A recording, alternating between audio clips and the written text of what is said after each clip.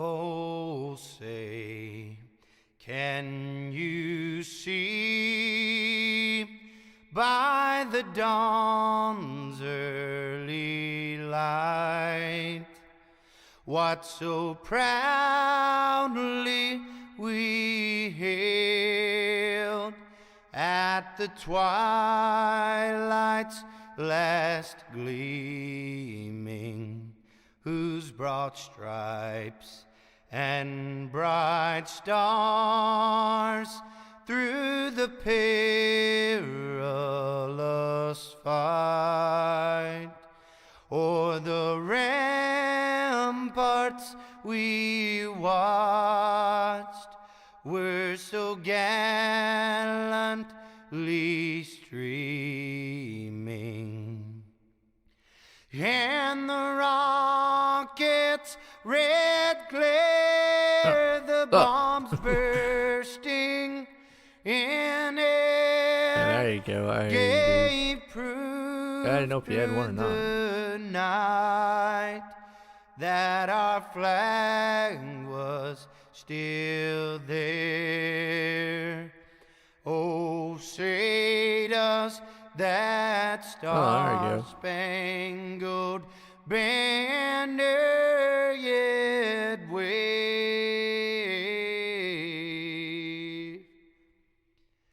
o'er the land of the free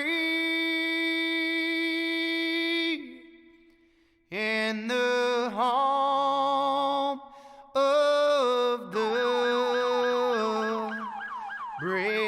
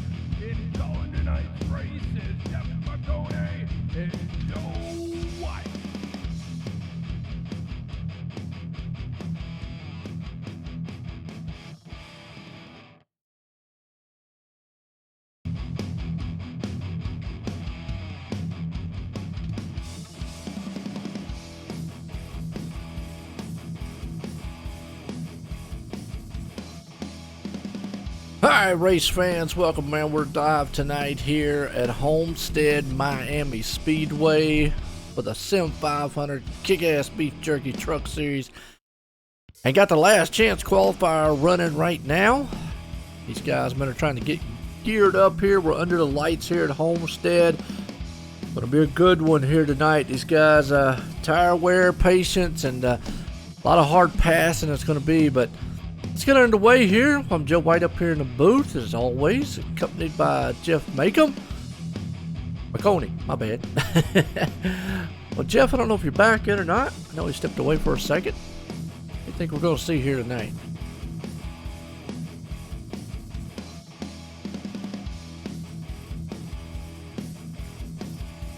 Looks like Jeff has still stepped away for a moment, so we're gonna conclude on here. We've got this last chance qualifier, and if you've been really keeping up here the last couple weeks, the last chance qualifiers, 8 drivers have to race their way in. 35 cars get in via qualifying, but then the last 8 spots they have to race their way in. And right now is the ones that are racing: Kevin Brown, Jeff Ryan, We got Robert Harley, Sean Castro, Christy Boo, Corey Chester, Richard Swavely, Chad Schilling, and Don Runkle Jr. Now, there's 9 trucks out here tonight. So only one driver is going to go home here in this event. We're about to see who it is. Right now, Kevin Brown has got the top spot, and he's walking away. Everybody's kind of single file. Chad Schilling's the man on the bubble, so to speak, but Don Runkle, he wants that spot. Jeff, I tell you, I don't know if you're back yet, but it's heating up here on this heat race. I am back. I'm sorry. I got out to the kitchen, and my parents, who very, very generously let their child live here rent-free over the summer, said, hey, go take the trash out, and that's the least I can do for them, considering they give me a place to live at the low cost of free during the summer. There you go. Heck I yeah. really can't complain. Yeah, it's heating up here. 8 will advance. Only one person will not, it looks like, here for this heat race. 12 laps. We're halfway through already, though. Don Runkle Jr. needs just one more spot here, and they're battling side by side in front of him. They are, and right now, I tell you what, that's what he wants to see is those guys battle, because this track is very hard to pass on. You can see right there, Chad Schilling and Richard Swavely. If they keep battling like that, it's going to pull Don Runkle up there. He's trying to figure out which way to go. He would love to see maybe some contact between them, as we saw right there almost, but as long as they say double foul like they are, he might have a good shot here if he stays hooked up on the back end of that, I'm going to say the 46 machine, actually 25 machine there. He might have a shot to get around him. Maybe, just maybe, but right now he's stuck back there, and they're single file ahead of him. Chad Schilling is the car in front that he needs to get around. Oh, that's really tough, because everyone wants to make the show here tonight. The Kick-Ass Beef Jerky Truck Series is very competitive, so someone's going home tonight. It's just a matter of who it is. Absolutely, and right now it is a good dual battle going on for that last transfer spot up front. I mean, you still got your man Kevin Brown. He's just walking away with it. He's got a solid 2.5 second lead over the field. But I tell you, it's going to heat up. Can Don Runkle do anything to get into that 8th place spot? And that might be his ticket right there. Oh, he got a little contact, but that's going to put him in the show if it holds. It certainly is, because right now he's up there, got a lot of front end damage, but he can make it work. There's 2 trucks involved in that wreck. He's not one of them, so he can get through. I think he's sitting in 8th place right now. Yes, he is, sitting in, well, put him in 7th. Let's watch what happened. The 77 machine right there, Corey Chester, went around. Let's go back and watch the replay one more time here. Oh, just went down a little bit, thought he was clear. And then that actually collected Chad Schilling, who was right there in the transfer spot. But unfortunately, well, we say that, but Chad now has moved into the transfer spot. I'm going to see one of those drivers is going to go home here, Jeff. We're going to see which one. Someone's going home. Let's see who it is. Right now, Chad Schilling is scored in 8th. And that's the final spot. Corey Chester is sitting on pit road. A lap down, he's in 9th. So put Chad Schilling now into the show unless something happens and that truck blows up. It does. Now, Corey, right now, here's the dilemma, folks. And I tell you, it's the first time it's happened to us here on this, but you can see Chad very, very slow. I think he's just going to cruise this thing around here for the next lap or two. As well, we should be coming up on the white flag, but Corey is on pit road right now, and I believe he is already disconnected out. He's out. Wow. I'm going to tell you, if Chad can pretty much, well, here's the thing. Even he's locked in. He's locked in. Even if he was to, let's say, not finish, because it don't look like that truck's under power. I think he was able to stay out there long enough on the track there, Jeff, to get him in the show. What a wild one here. But Kevin Brown is going to come around here, and he's going to win this thing. Well, he's in the white flag. I don't want to give it to him yet. He's on the white flag lap, but well, he's got a huge lead. But what a wild one back there for that transfer spot. It absolutely was, and that's what we've come to expect to see here in the Kick-Ass Beef Jerky Truck Series. These guys race hard, everybody trying to get every single spot they possibly can. Going to be a great race here tonight, 115 laps. We'll have to see how this race goes. Yes, it does. And right there, Kevin Brown comes out of turn 4. He's going to win this heat race. What a wild one to kind of kick us off a little bit here tonight. That was just exciting and unexpected. Don Runkle's going to make the show along with Chad Schilling. Now, the one thing about it is Chad is going to get a new truck here. They're going to pull the one off the hauler. But Corey Chester, wow, just got, I mean, wrong place, wrong time, really. And, you know, just one little mishap on the track. That's all she wrote. That's all it takes is one small mistake, and all of a sudden your night is over. So now these guys are going to transfer over to a 5-minute warm-up and then a 115-lap feature. It's going to be a great night of racing. Man, it is, and I tell you, we're under the lights. Homestead Miami is one of these tracks, really hard to pass. You can see it right there in the heat race. They did go side by side for a little bit. The trucks are able to do that, but these guys here with them, you know, tire wear, tire management here, it almost becomes one groove after a while. So we'll just have to see how that plays into the favor here. I think track position is going to be very, very important as this race goes on. It absolutely is. We see that week in and week out, no matter where we go. These guys struggle to pass at times, though. It all comes down to a lot of strategy as well, and keeping that very, very important track position. That is what wins races here. Brian Day is going to be on the pole. David Comstock second. Tommy Ryan in third, but don't forget Anthony DeBarro starting in fourth place. We see him make some big moves, and it usually works out well for him. He's a very talented driver. Yes, it is, and it's going to be a good one here as we're into the lights. Like I say, Daniel Falkingham lead them out here for a little bit of warm-up, folks. You got about, say, 5 minutes or so. Get your refreshments. Tell everybody in the house, hey, time to be quiet. We're going racing here tonight. Tell the neighbors and everybody in the neighborhood there that, look, come on over. I mean, they could watch through your window with the social distancing thing going on, I guess. That would be a neat way of watching the race there. What do you think, Jeff? I'm all for it. That sounds like a great way to enjoy some racing with friends, and there's nothing better than that. Absolutely not. Well, I mean, you know, look, you've already had races here on the channel where they were throwing snowballs at you, so why not them peekaboo through your window and watch a few races?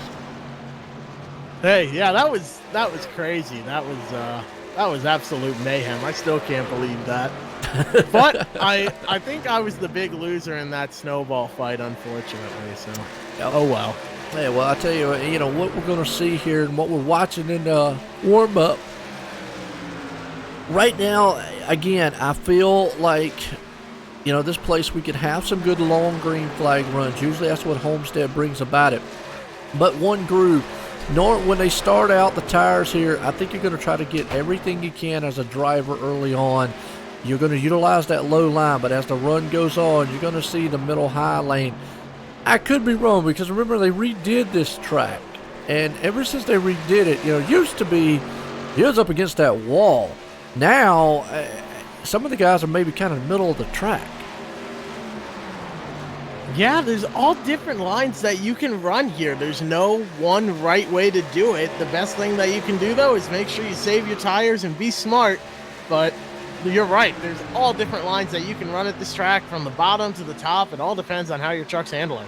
It is, but you can also, with the multiple grooves here, it is still one of these that is hard to pass. And what makes it hard to pass is if you look at the lap time difference between a lot of these drivers out here. It reminds me and takes me back to like what a Las Vegas or Auto Club, where you see the lap times are within hundreds and tenths, and that tells you right there, yeah, you can get on top of somebody, but, you know, blowing through the field or passing them, it's going to be very, very difficult to do.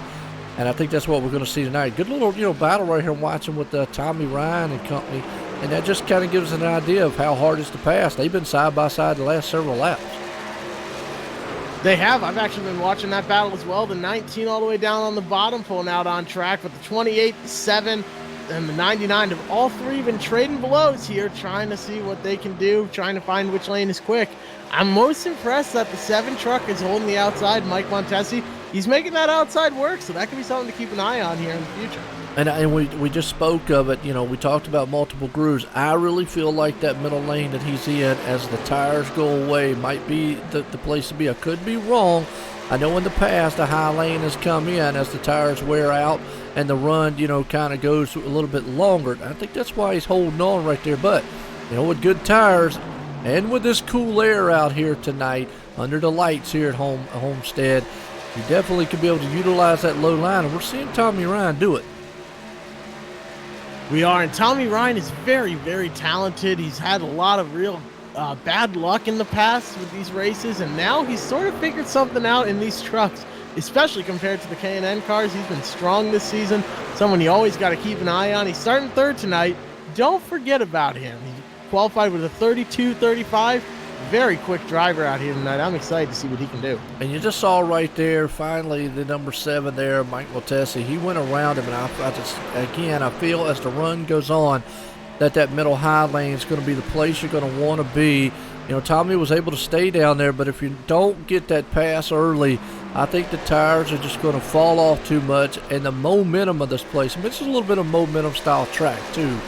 And you see right there, the number 25 is going to try to dive down. Maybe see if he can test the waters on the inside.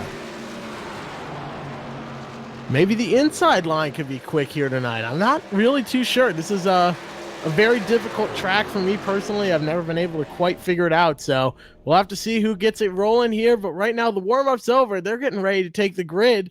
This is going to be a great race. I'm excited for it. 115 laps in this event. Yes, it is, and we're about to grid them up here because, like you said, the man on pole tonight, Brian Day, puts it out front.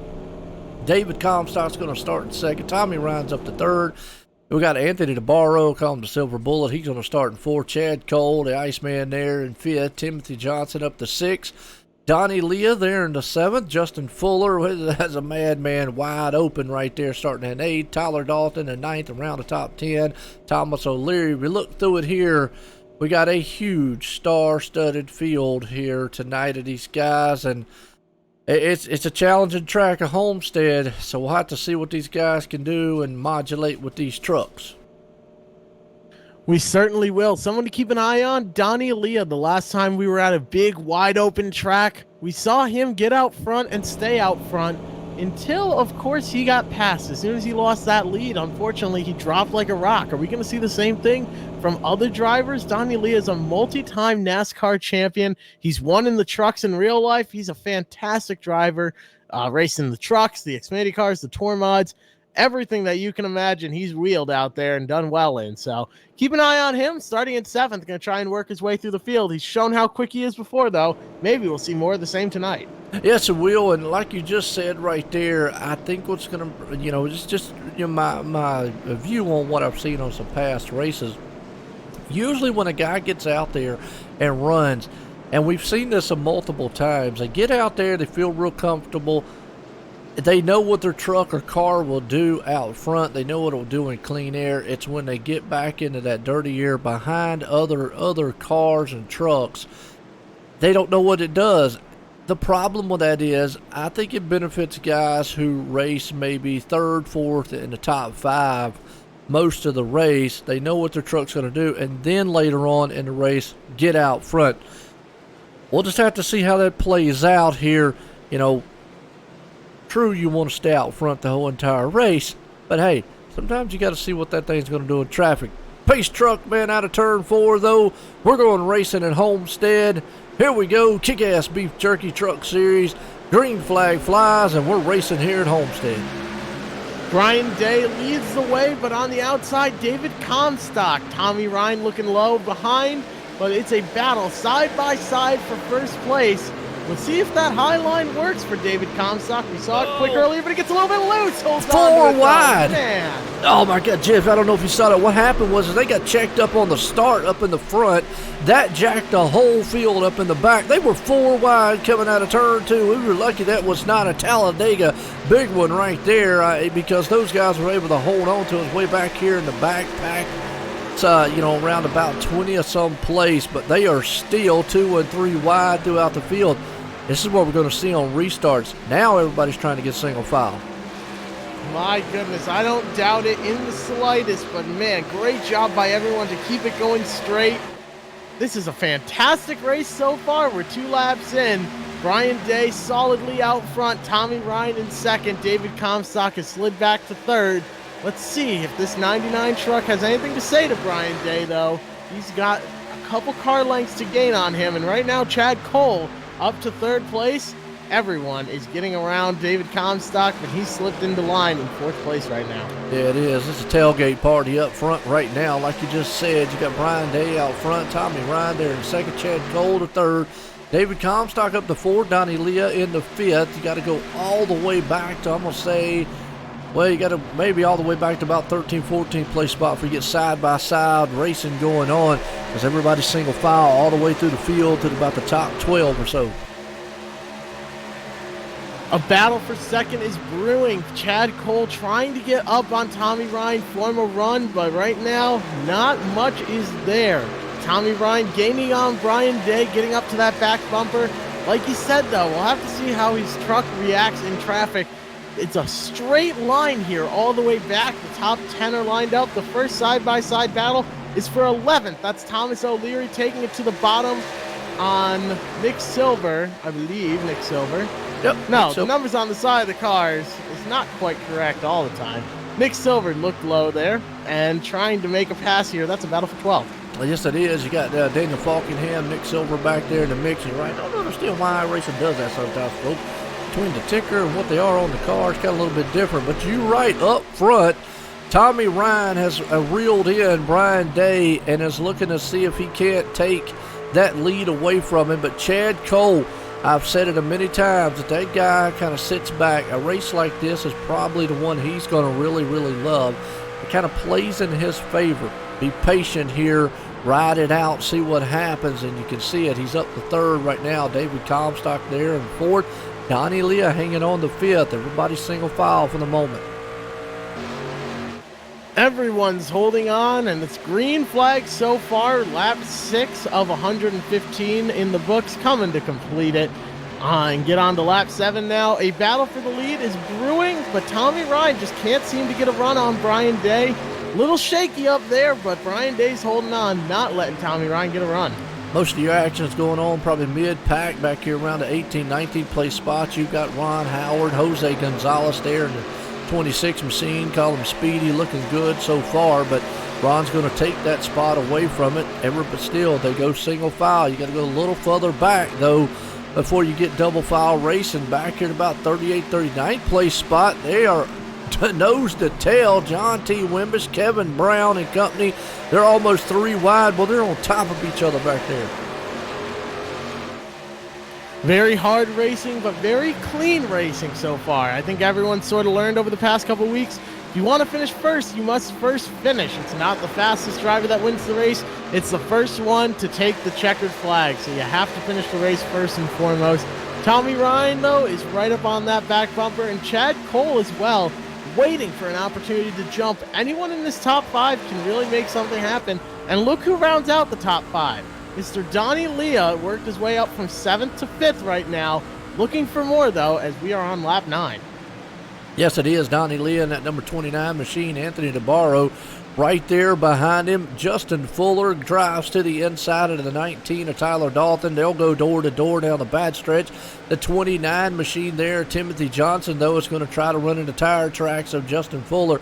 Let's see if he can't take that inside lane and drive it in there. But for the moment, the 19's hung out high. The 28 there of Timothy Johnson on the inside. Behind him, Chad Coleman. He's in the 10th place spot. Looks like that high lane for the moment's not where you want to be, but I still say as the run goes on, that's going to be the place to be at. It is. We've seen that pattern before, that you just want to gain positions as soon as you can. But that's the thing. If you work too hard, you burn those tires up, you're going to hurt yourself on the long run. It's looking like this is going to be a long run race. Fingers crossed that they can run this under green. We see some green flag pit stops. Like you said, though, the outside not where you want to be. That second lane up from the bottom seems to be the quickest way around. Yes, it is. Right now, Brian Day's the man out front holding it up. You got Tommy Ryan, though, man, lurking in the weeds. He's right there behind him, running in his tire tracks. Chad Cole's there in 3rd place. David Comstock's up there with Donnie Lee and Anthony DeBarro. Don't count that guy out. He knows how to get around this place. He'll utilize this long green flag run and see if he can't get up front. Justin Fuller's hanging on. You got to go back here, though. Good battle going on for about 10th and 11th. That's Doey Woods right there. Tyler Dalton. Doey, man, though, he gets a little tight, pushes up the track there, but cuts the nose off the 19 and takes that spot. manages to work his way around, maybe not making many friends, and that also opened the door for Daniel Falkingham to get around the 19 of Tyler Dalton. Al Falkingham going to work on the 07 of Joy Woods. He is not making up too much ground. The outside has the speed advantage. The inside line, they don't have to travel as far around the track. That proves to be more important here as Joy falls behind Falkingham. That puts the 07 and the 19 side by side coming off the corner. The 07 will clear the 19. Let's see if Tyler's going to try and push the issue. He's not. He's going to get back up in line. Lap 13 now, and they are still racing hard all throughout the field. Absolute good battle going on there as Daniel Falkingham takes that spot. Joey Woods right behind him, like you said. Tyler Dalton there, kind of single file throughout the field. Got a few cars here and there battling it out. Again, you go a little further on back in the pack here. John T. Wimmish, he's trying to work over there. Looks like Brian Macklin. And got a truck blinking out there a little bit. But you can see when they make that pass, you saw John T. right there made the pass on the 53 or 52 machine there, Sean Castro. But the truck got tight, went straight up the track, left the door open for Sean. He's going to drive it in there. That's a very big problem here at Homestead Miami Speedway. I've experienced it myself plenty of times. The truck just gets so tight, and that could be the issue here for Tommy Ryan. He's now forced up a lane. Chad Cole has worked his way around. David Comstock looking to capitalize as well. Now the 99 is side by side between the 17 and the 42, kind of splitting them even. But he's fighting for his life on that outside. Let's see if he can make it work. But that's a tall order here. He takes it pretty much all the way up to the wall, and he's going to lose that spot. He's all the way back to fourth. With a good gap, though, back to fifth, and that's Anthony DeBarro.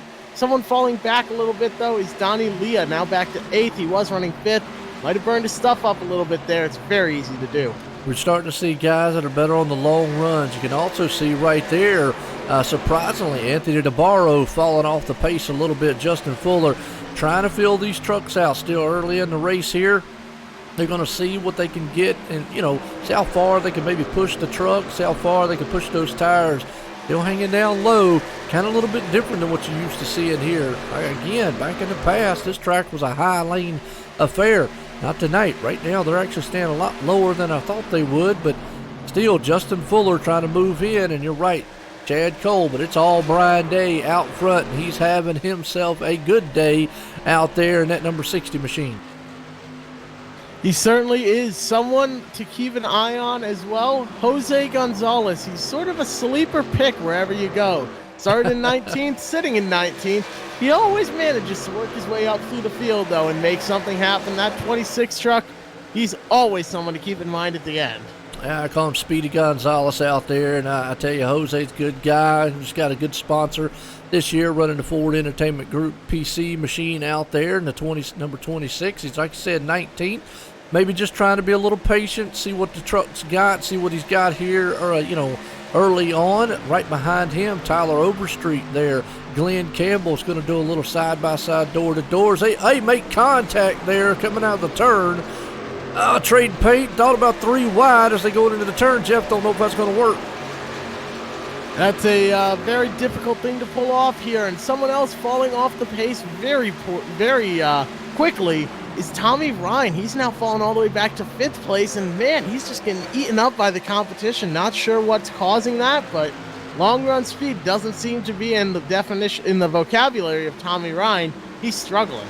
Well, he might be saying, it's early on. I can see that we're having a long run. Let me see if I can save some of these tires, maybe make a move to the front. Don't want to let Brian Day and company get too far out, as Brian's got a pretty good lead, about a 1.6 second lead over David Comstock.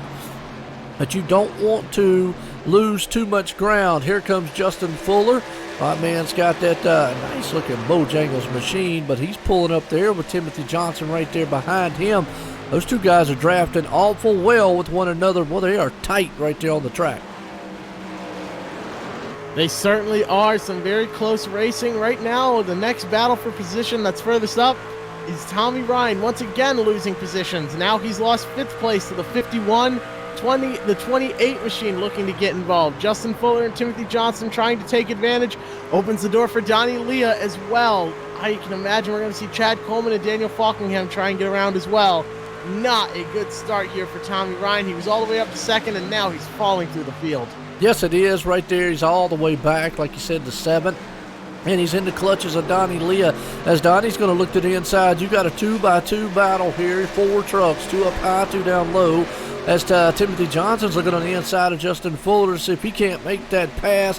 Not got the momentum for the moment, but he's still going to try to claw his way on the inside there. As you can see him, he gets a run going into the turn, but that truck just doesn't stick coming out. He needs that kind of high lane to let the truck kind of drift coming out of the turn to let the momentum kind of glide him down the front and back stretch.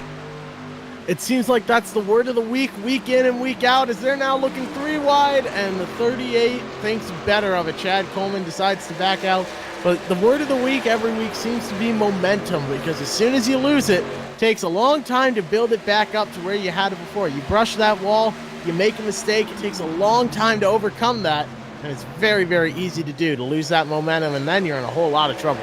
You know, a lot of these tracks with the 1.5 miles like they are, they call them the cookie cutter style tracks. Now, I don't really put Homestead in that category of them, but again, with the way that this place is, you're right, we do throw the word momentum around week in and week out, and usually a lot of the issue is the truck itself. The way these trucks are here and set up, it is a fixed style setup, but the way they drive, early on, you pretty much are wide open with these things on a lot of these, I'm going to say anywhere from a mile, mile and a half, 2 mile style tracks. You're pretty much wide open for the first 10 or 12 laps. So that's where the momentum side of it comes in. But there's a fine line there. Again, you've got your tires. They will fall off over the course of the run.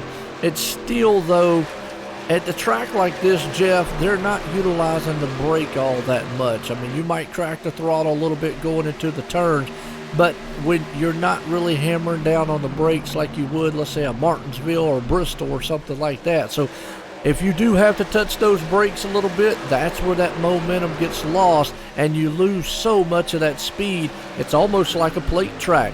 You go right on back and fall very, very quickly. You are absolutely right, and man, we see that with Tommy Ryan. I know we're talking a lot about him tonight, but all the way back there in 10th.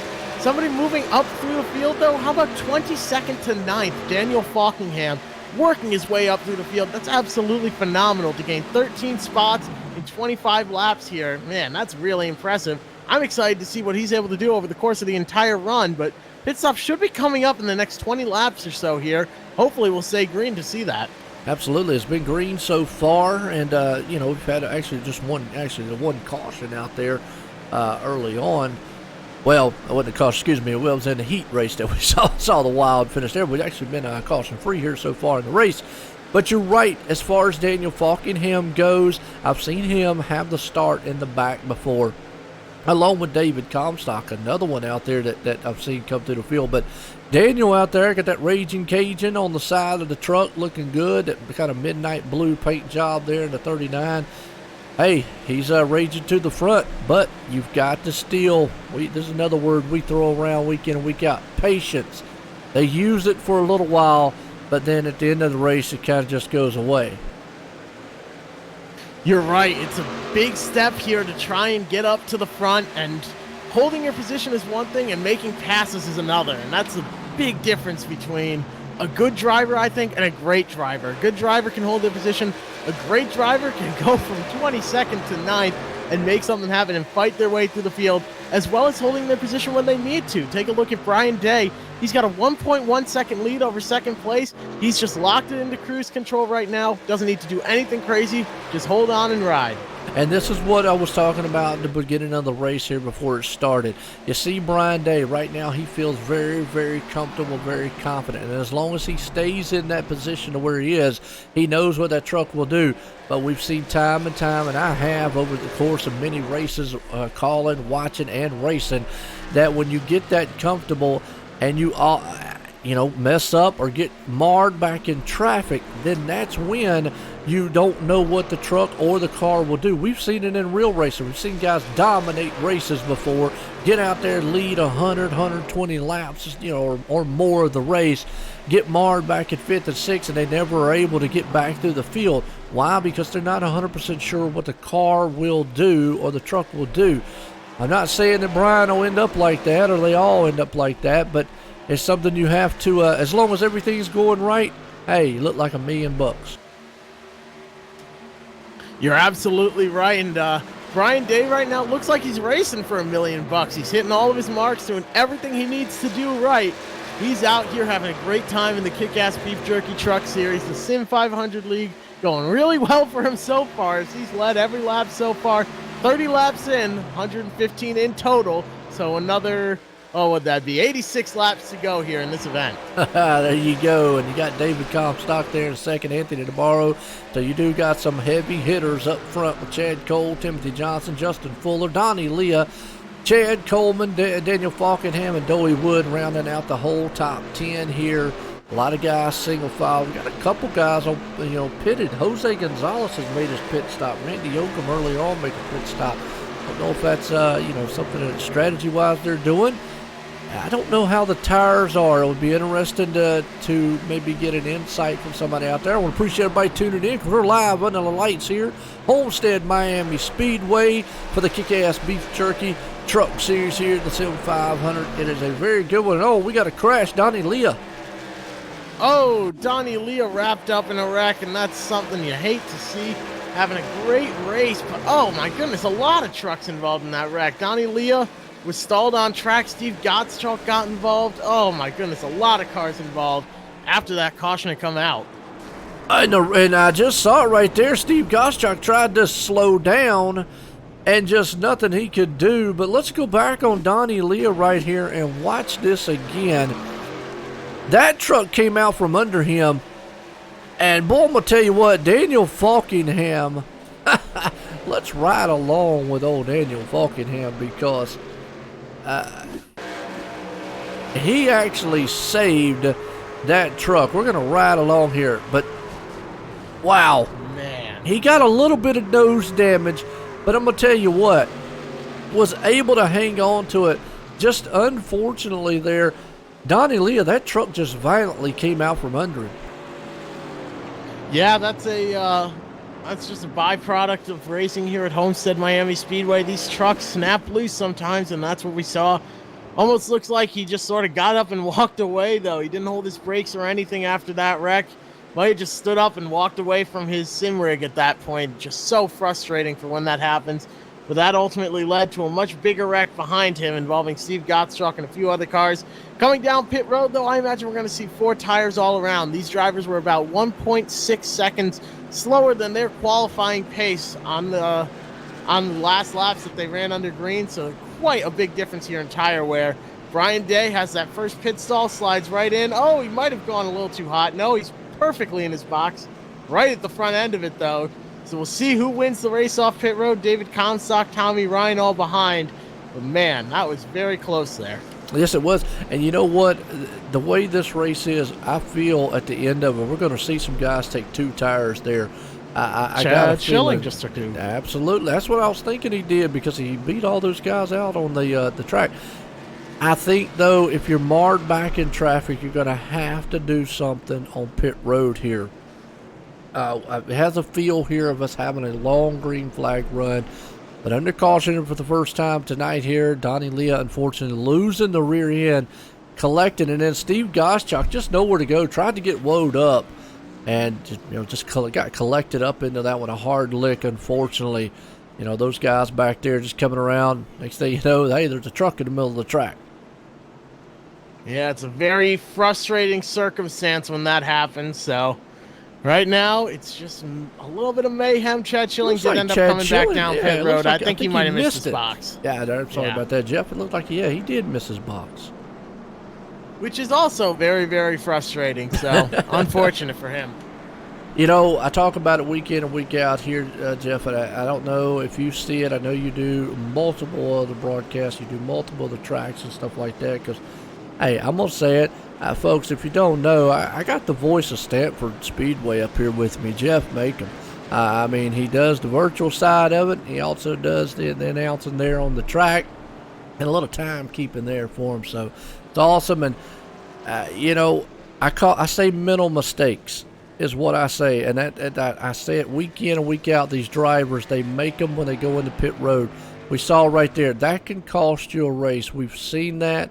many a times in the past and in the past races where these guys, don't hit their pit box right, go in, get a speeding penalty, miss their pit box, pit at the wrong time or so forth, so on. Just those little small mental mistakes.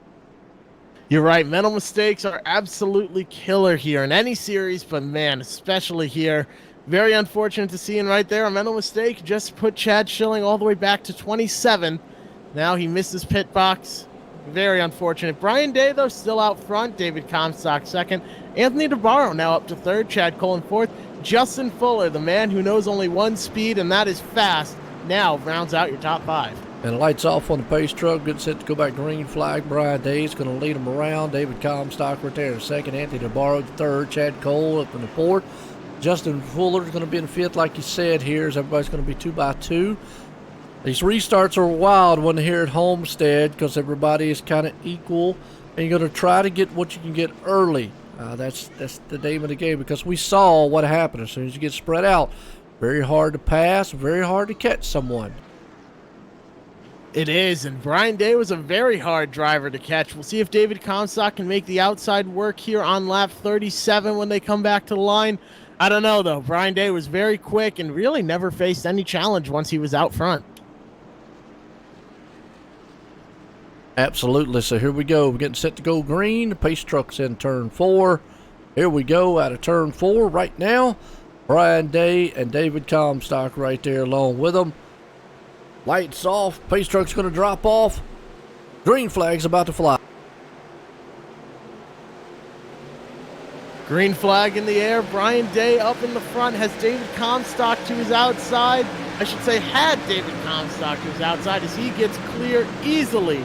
Anthony DeBarro slides in line right behind for the 17 of Chad Cole, though.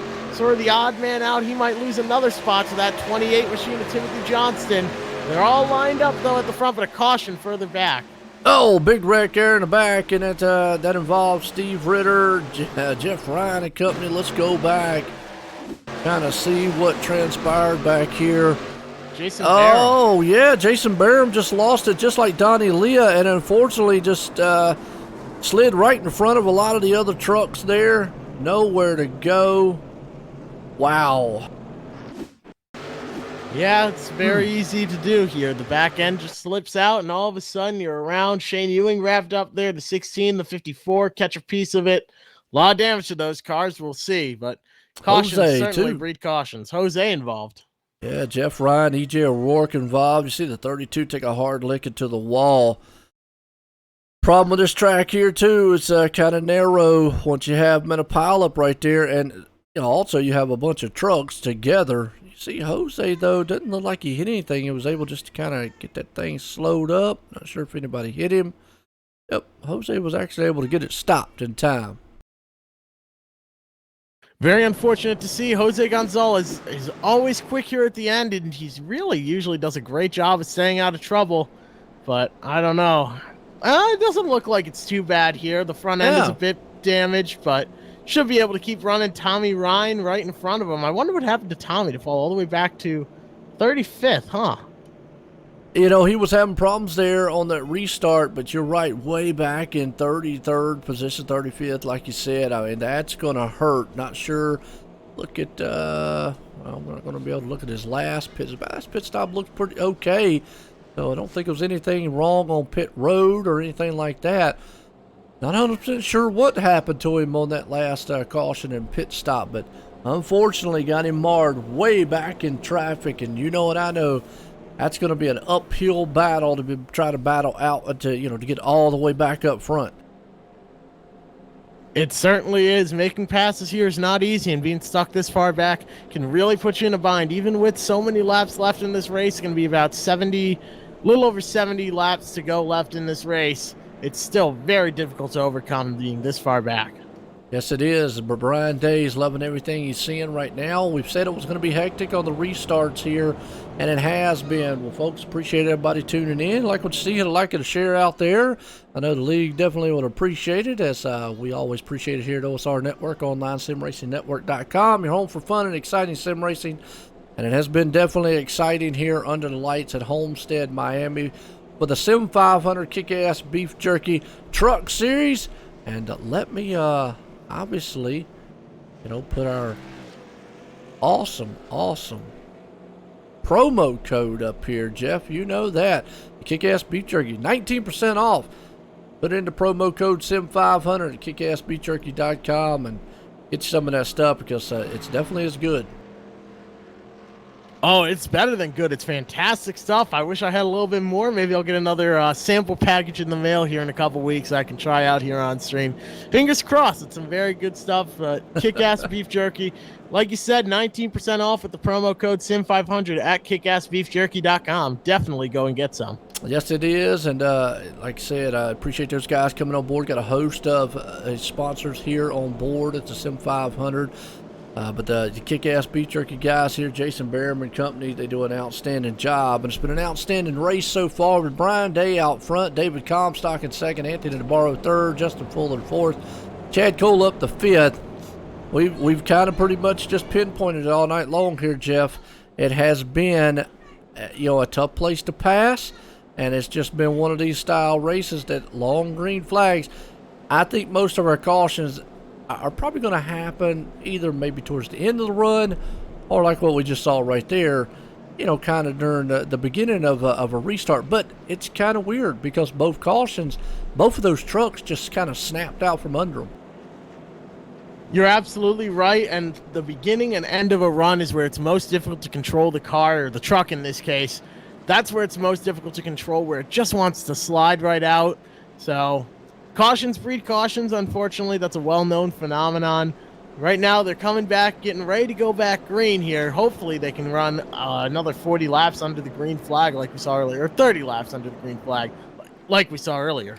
Yes, it is. So right now they're going to go 2 by 2 all the way back here, line them up side by side, lights off on the pace truck.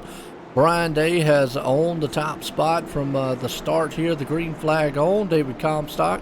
But you've got Anthony DeBarro and Justin Fuller right there and a host of other drivers getting set to see what they can do. Pace truck is in turn 4, going to come out, drop off on pit road, and let these guys go back to work here at Homestead, Miami. Pace truck's in, drops off on pit road. Brian Day is going to drop the hammer. We're going to be back green here at Homestead. Green flag is back in the air. A little bit of trouble there for David Comstock. Couldn't get it rolling. Anthony DeBarro takes advantage of it. Look at the 51 slide down. Justin Fuller, barely had enough room there to slide in front of Chad Cole, but makes it work. Now he's to the inside of David Comstock. We're seeing that inside line stronger on the long run than the outside line. David Comstock holding on, though, trying to make something happen. It's a battle for third right now, and it's looking like David Comstock has a bit of an uphill battle. You see Anthony DeBarro, that truck got a little tight going up there, pushed up the track. Brian Day still hanging on to it, but David is still trying to battle it out with Justin Fuller, who is down low. Well, Justin made that move early on, and now they all go single files. He cuts down in front of him. And so everybody's single file all the way back. You got to kind of go back here to Doey Woods and Company with Trey Edson right there, Tyler Dalton.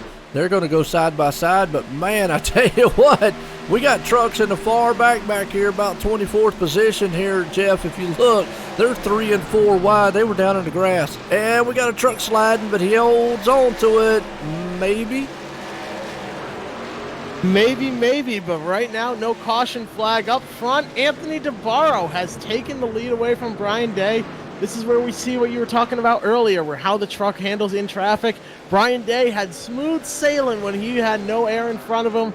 Now Anthony DeBarro cutting up that air, dirty air behind him. Man, let's see what Brian Day is able to do if he's still as quick as he was. It is. Let's go back on this replay, see if we can catch it. Actually, it was Randy Yoakum who back there, I'm gonna tell you what, he held on to that thing. It was a wild ride. We'll watch on this replay, see if we can get an idea. Maybe if we can see, they were, looks like it was contact between John T and another truck, and Randy just had to check up. And when he checked up, those guys were 3 and 4 wide back there for the moment. And it kind of just got him all kind of sideways. You see Daniel Falkenham goes through the grass. And then the next thing you know, Randy gets tagged a little bit, and he's dirt tracking in the turn. Good save. dirt track, and it makes it work there. And now side by side, Brian Day has the advantage on the inside, completes the pass on Anthony DeBarro. DeBarro falls in line, gonna try a crossover move here. Looks low all the way down to that white line. Now he's got the inside run on Brian Day. They're both wearing out their tires though, and I imagine a bit of concern that the guys behind them are gonna be able to get right up to them and try and make passes. Now Brian Day slips in behind. He's going to try and pull a crossover on Anthony DeBarro. Now he's to the inside. They are swapping back and forth, but DeBarro manages to pull clear. Here comes Brian Day looking low. Thinks better of it. DeBarro to the lead. Brian Day now stuck in second. Going to try and make something work. Yeah, it is. Great battle there for the lead as Anthony DeBarro powers his way to the front. Like I've always said, the silver bullet in himself there made that move and made it look easy, as like you said, did the crossover on Brian Day. So now Brian will see what his truck is like, marred in traffic, riding behind someone as David Comstock's there, as he's going to let Anthony DeBarro lead this one for a little bit. You know, let those tires cool down, but what a battle and what a move to the front there for that number 27 machine of Anthony DeBarro. Manages to make it work, and man, that is pretty phenomenal stuff. You see a little bit further back, a battle for fourth has formed. Chad Cole gets to the inside of Justin Fuller, but he's not going to be able to hold on to that spot. Fuller manages to get back clear and fall back in line behind David Comstock. Nobody wants to give up any position whatsoever, and there's a battle brewing for fourth, but Anthony DeBarro kind of pulling away here with the lead. We'll have to see how he's able to do on the long run, though. Yeah, it is. Right now he's got about a one-truck lead over that man of Brian Day, but everybody is right there. If you make one little slip up, they're going to be up underneath you and take that spot away, because it is nose to tail, tailgate to the front end here, all the way back to about, I'm going to say, about the 15th to 16th place spot. If we look at the gap on here, you got to look. There is 25 machines. There's only 6 seconds separating them there. Look at the last lap times here, though. That's kind of what I'm curious to see. Look at this. 25 machines. They're not even separated by a second. Not even actually separated by about 2 to 3 tenths on the track. Very close racing here for all these drivers, but now it's starting to sort of spread out. Anthony DeBarro's pulling away. David Comstock had a bit of a lead over Chad Cole, which is now closed up a bit, so I think we're going to see a couple breakaways here from different drivers, with Anthony DeBarro pulling away out front. Well, what you're going to see with all these guys single file, now you're going to start seeing guys, as the run goes on, the tires fall off, you might see a pass here and there. Here's where it becomes very difficult to make the pass. Everybody's running almost dead even. You know and I know, with them only running within hundreds of each other, that just tells you they're able to get right there on the back end, just not able to go blowing by them. And I think that's the reason why David Comstock's kind of stuck where he is, Chad Cole. So we take it back to that word we've been using there, momentum. You got to try to make that guy make a mistake in front of you so you can get him off his game a little bit and try to take that spot away from him.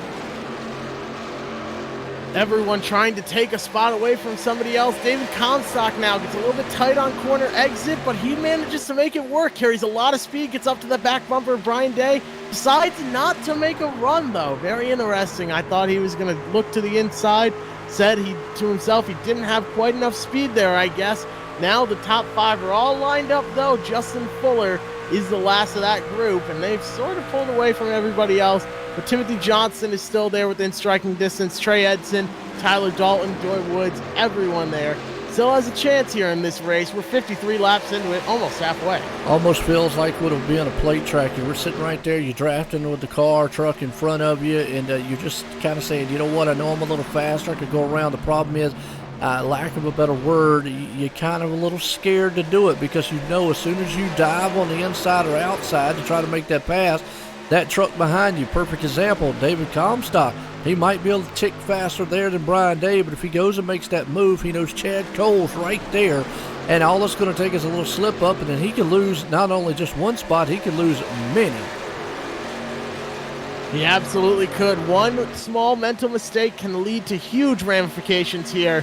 Very easy to let things spiral out of control off of one mistake. Right now, Brian Day trying to catch up to Anthony DeBarro, though, trying to make it work. Somebody trying to race their way back up through the field, though, is Tommy Ryan. He's struggling quite a lot, though. He's seconds behind the driver in front of him, Robert Harley. Chris Jabou back there as well. We usually see him running up near the front. A lot of drivers that we thought were going to do well are struggling hard here. It's going to be interesting to see. Jose Gonzalez, though, up to 24th, sort of stagnated in his run to the front. Right now, sitting in 24th. He started in 19th. Not 100% sure what happened to Tommy Ryan out there. I mean, he had a bad fast machine, had a great qualifying run, but that thing has fallen way off the pace, and he's just not been able to make up ground, just not feeling what he's got. Way back in March, back in 32nd position. E.J. O'Rourke's another one there, but he's got a little damage. I think he got caught up maybe in that wreck earlier on, not 100% sure, but back in 27th position. Like you said, Jose, unfortunately not been able to make it up. But this is kind of typical of what we've been talking about all night here, Jeff. The top 25 machines, time-wise, are only separated by what? A tenth, maybe a tenth and a half, 2/10 time here. So what that tells you is these guys are going to have to do something wild and crazy, pit-wise, and get up front here to try to make up some time. You're absolutely right. It's time to make something happen, and it's going to take a little bit of strategy for these guys that are further back. Like you said, we know that Anthony DeBarro likes to take 2 tires. I don't know if that's a great strategy here, though, because the trucks react so differently on 2 tires versus 4. You're really going to end up struggling, but that track position is so important. You got to wonder, is it worth it? I think we're going to see somebody try it out here. Jose Gonzalez could be that guy. He's now up to 23rd, but Daniel Falkingham falling in line behind him. It's just a very rough night for some of these guys that were running up near the front. But Anthony DeBarro having himself a fantastic night. Brian Day now sliding into second, working their way around some lap traffic up front. Anthony DeBarro leads the way, though. That Hooters truck is looking quick. Yes, it is. He was able to take the lead. He's not been able to walk away like we thought he would, but he does have a couple truck links right there on Brian Day. And you still got David Comstock right there on the back end of Brian, Chad Cole, Justin Fuller, Timothy Johnson, and then Trey Edson falling off a little bit. You got Doey Woods, Tyler Dalton there, Nick Silver in the mix. So it's still everybody's single file. Everybody's kind of right there. Ryan Howard, Joey Katina, man, having a good run here tonight. Matt LaCrosse, Anthony Calatoni, Thomas O'Leary. It's just a host of trucks here. It's hard to pass. Again, I've referenced it to Auto Club. When they get spread out like this in single file, coming through the field is a very, very tough challenge. It certainly is. This is one of the more difficult tracks. It takes a lot of driver talent to be able to get around here quickly. I've never been able to do it. I've always struggled at this track, but Anthony DeBarro seems like he's got something figured out, working his way around the lap traffic. That's the number 11 machine. Brian Day is going to follow behind. DeBarro now starting to pull away from Day, but he's not pulling away nearly as much as we saw Brian Day pulling away from everyone else. He had about a 1.2 second lead. Anthony DeBarro struggling to get more than 2 or 3 tenths. I've always said we'll throw something else in the mix here, finesse. Some tracks you just got to be a little more finesse to get around them along with that momentum. So you've just got to be able to feather that throttle and not hit the brake a lot, be able to just slightly turn that wheel and make that thing smooth all the way through the turn there. And in order to get the lap after lap, and this is one of those tracks we see, good battle going on back there though with Anthony Calatoni and company. But again, you know, when you've got every one of the drivers here, and I'm talking about all the way through, all the way back to about 32nd, 31st position, when all these drivers are running almost dead equal and the same around the track here, doesn't matter what you do, it's going to be very difficult to make it up front. It certainly is, and lap traffic is proving to be a big thing here. Seeing what advantage you can get by drafting up behind someone. Maybe we'll see someone use a lap car as a pick and force them up behind him to check up. But Brian Day now starting to run down Anthony DeBarro. Make something happen here. That last lap of 33.567 for DeBarro, working his way through lap traffic. A 5:31 for Brian Day, so gaining little by little, but every little tenth counts. It does, and that's what we were saying before, especially as close as they are. Now, you know what I know, though, it's going to take more than a tenth or a half a tenth there, because like you said, Brian Day with a 5:31 to a 5:67, that tells us that he probably can get to the back tailgate of him, but making that pass, being fast enough to get around him, what they probably want to do is what they're doing right now, get a little bit of gap between him and David Comstock to where he can maybe try that pass one time here and see if we can't maybe actually get, Anthony Navarro off the groove there and get him out the way, maybe make him slip up a little bit, and that way it won't bring David Comstock in the mix too fast. Certainly a good strategy here. If you can't beat someone, make them beat themselves. Get in their head, make them make a mistake. And I don't say that sarcastically. That really is what you can do. I've seen a lot of drivers on iRacing be very, very good at that. You make the other driver make a mistake. You get in their head. You maybe give them a tap to the back bumper to get them bent out of shape. Get in their head, get them intimidated, and you can make something happen. Brian Day doing just that. Gets right up to the back bumper, Anthony Navarro, waiting for the opportunity to strike, waiting for any single sign of weakness from Navarro to work his way around and get back to the lead. He could have something here. And I was just going to touch on it. You're right there. I'm glad you saw that. He got right there up on the tailgate, just gave a little bit of tap, say, hey, look, I'm back here waving at you, and I'm waiting. I'm seeing what you can do, because he has the line that he needs. As you can see David Comstock move up into the picture there. So he knows. Now, Brian Day's got to be very careful, because if he tries to dive on the inside again, or the outside for that matter, I don't think Anthony's going to give him that inside lane. He's going to have to try something on the outside, or Anthony's just going to have to, maybe that truck's going to, come out from under him, or just something wild's going to have to happen for him to get on the inside. But if he goes to that outside, you've got David Comstock right there, and you can see him. He's peeking. He's going to make him nervous. He's going to drive it in there. He drives it in deep and makes it work on the bottom. Are we going to see another crossover from Anthony Navarro? I don't think so. He doesn't have the speed. David Comstock now to that back bumper. He's going to try and make a move on Anthony Navarro. This could be bad news for that 27. Once you lose the lead, it's very easy to let other positions slip away.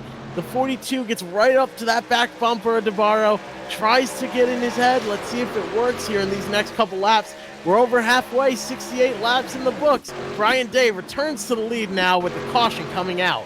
Yeah, we got John T. Wimbish off the track back here. Let's see what happened. He's back here with Jose Gonzalez, and looks like one of the lap traffic cars there. And had to check up for just a little bit. Not sure. They were 3 wide there.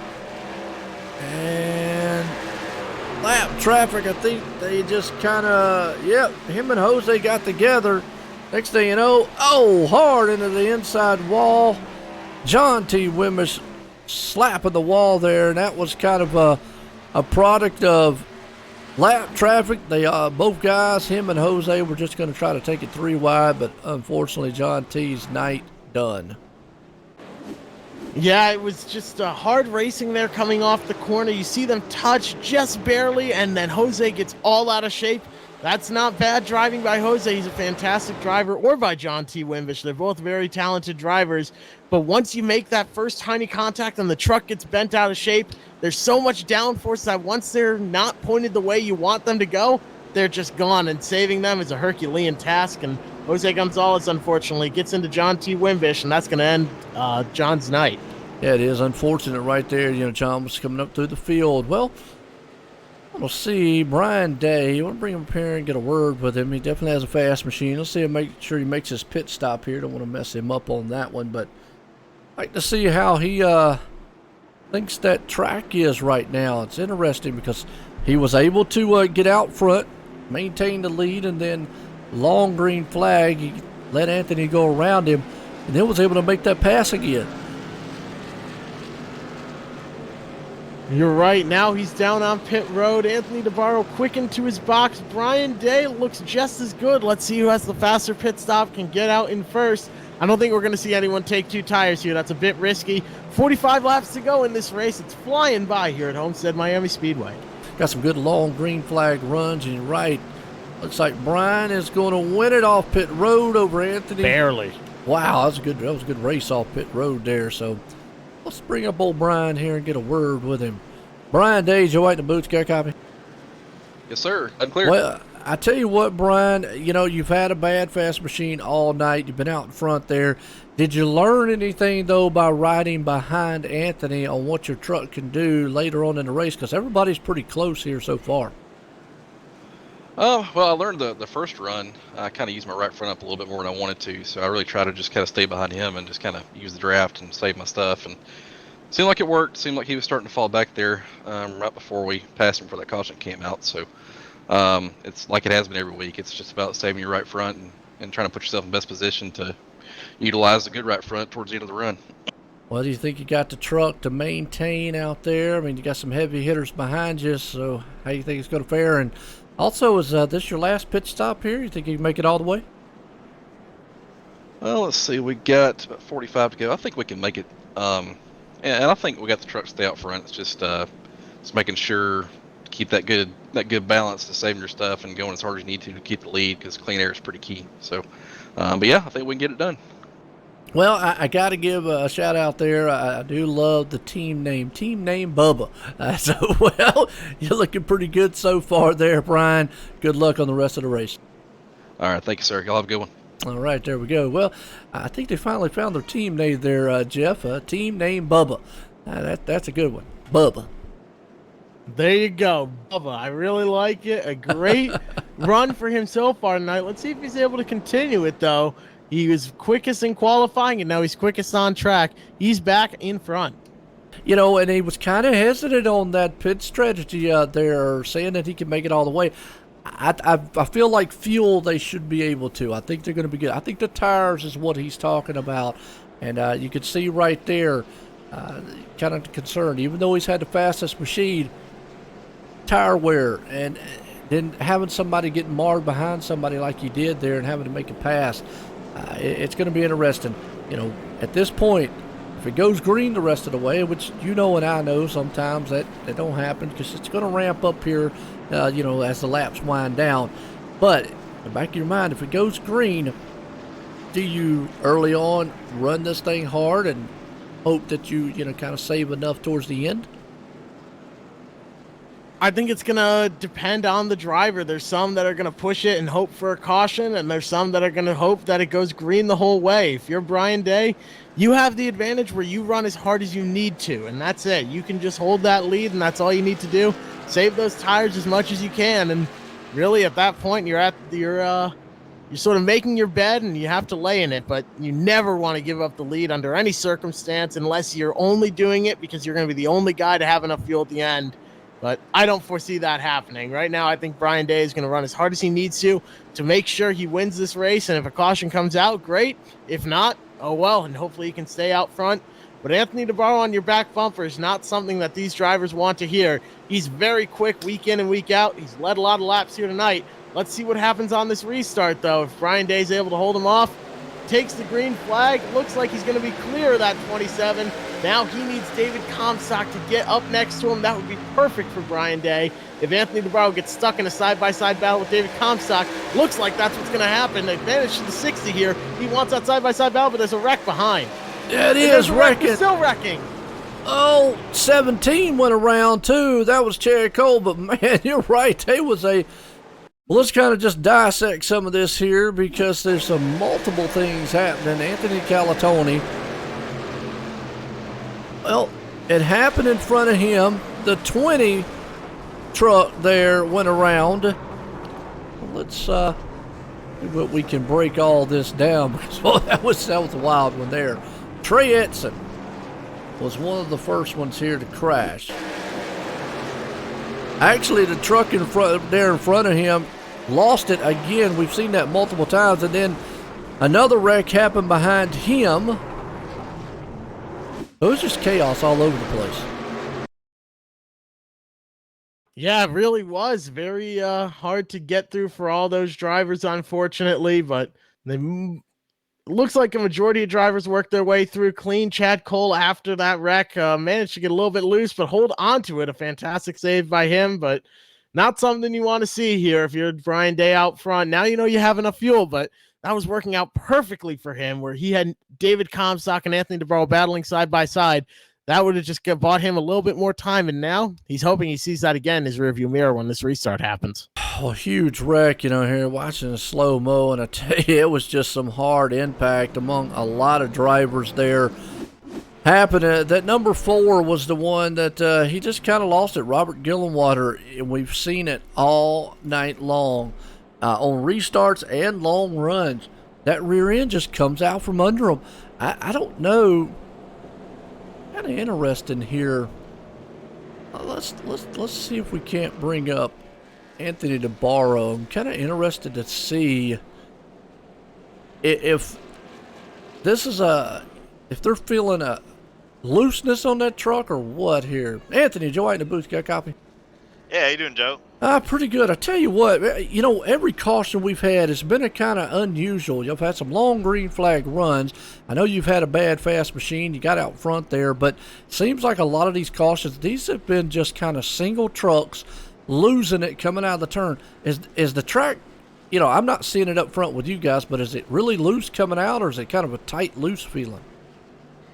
Just when you're on the initial first couple corners on new tires, it gets a little greasy. But other than that, it's one of the better setups we've had in this league this year so far. So, it's just a battle of managing your tires versus going and getting it, So it's going to be a guessing game if we're going to get the cautions or not get the cautions. And I'm debating what I should do here. Actually, Nick has texted me. We're talking about it.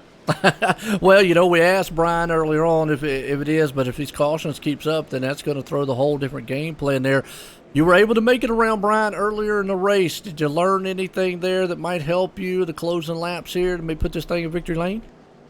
Yeah, I got to get around him again and do a little better, save my tires if it goes green to the end. But other than that, I think we get short runs here at the end, get a couple cautions. I think we got a really good truck on the short run. I'm not too sure about it in the long run, though. Well, I'll tell you what, you've always been fast. Called you a silver bullet out there, but you got that Hooters machine looking good there. Anthony, again, good luck out there tonight. Thank you. Hope to talk to you soon. All right, man. I'll tell you what, and you were in Dizzy Motorsports or Aftermath? Dizzy. Dizzy? All right, good deal. Right there, I'll tell you what, man, Dizzy Motorsports, and I don't see old Nick Cohan. That's another truck guy we've missed here in the series, but he's one of the mainstays there in Dizzy Motorsports. But Anthony DeBarro, definitely fast there, Jeff. And you heard what he said. Tire management. We've not seen the guys up front have to worry about it too much, but we've seen guys in the back, and maybe that's what's happening. They're trying to get back on the throttle too soon without those tire pressures and all getting up, and that truck's just getting out from under them. Yeah, it's like you said, just for the first couple laps, gets a little bit greasy, a little bit slick out there, and that makes sense. Towards the beginning and the end of the run, like we said earlier, that's where it starts to get really loose on these drivers. So how they manage that is key. Someone working their way back up to the field, though. How about this? Tommy Ryan running back there in 30th, now up to 13th. From 40th to 14th as well. Robert Harley, Chad Schilling started dead last, and now he's running in 15th spot. A lot of guys moving their way up through the field, 28th to 11th. You have Tyler Overstreet. Kevin Brown, 36th all the way up to 12th. A lot of drivers making a lot of passes out here tonight. I wouldn't count anyone out quite yet, but I think this is going to be a race for the front here between Brian Day and Anthony DeBarro. Brian Day is hoping to look in his rearview mirror and see David Comstock side by side with Anthony DeBarro holding him up. He knows he can beat David Comstock. He's been faster than him all night. But Anthony DeBarro is awfully quick, so we'll see what ends up happening here for Brian Day, who doesn't get that great of a jump here at the start. David Comstock pushing him.